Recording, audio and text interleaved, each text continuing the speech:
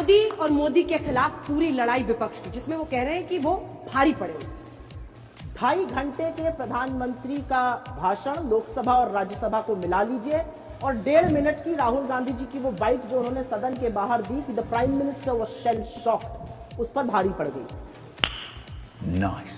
और मैं तो प्रधानमंत्री से बड़ी प्रेरित हूं। दुष्यंत कुमार जी की बड़ी चर्चा है, दुष्यंत कुमार जी को प्रधानमंत्री ने कोट भी किया। मैं इधर उधर की बात नहीं करूंगी क्योंकि काफिला तो लुट रहा है और जिसको बचाना है वो लुटा रहा है काफिला, मैं उसकी बात नहीं करूंगी। जिस कविता के प्रधानमंत्री जी ने कुछ पाठ पढ़े लोकसभा में, उसी को आगे पढ़ देती हूं।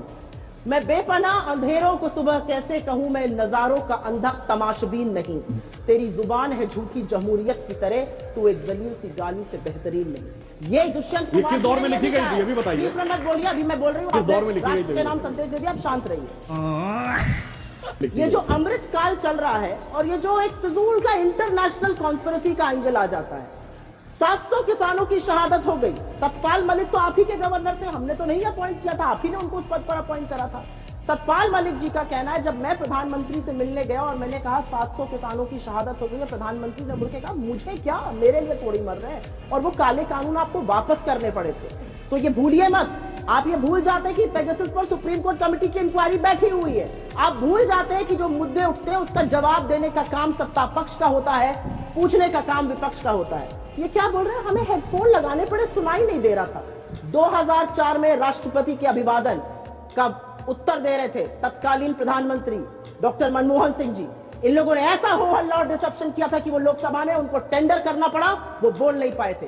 जो जिनके घर शीशों के होते हैं वो दूसरों पर पत्थर नहीं फेंकते। आपका जो ट्रैक रिकॉर्ड दोनों हाउसेज में डिसरप्शन का है वो दूसरा है।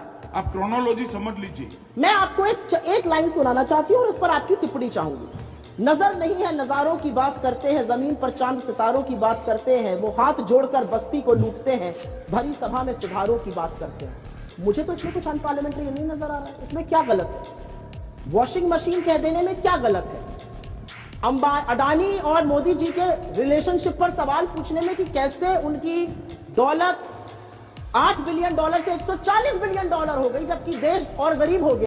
तो देखा दोस्तों, जब भी अडानी और गोदी मीडिया की बात आती है सब बचाने में लग जाते हैं। देखा आपने सुप्रिया जी ने कैसे धोया इन सब गोदी मीडिया वालों को।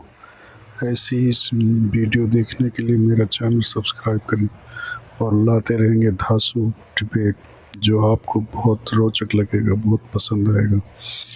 Thank you.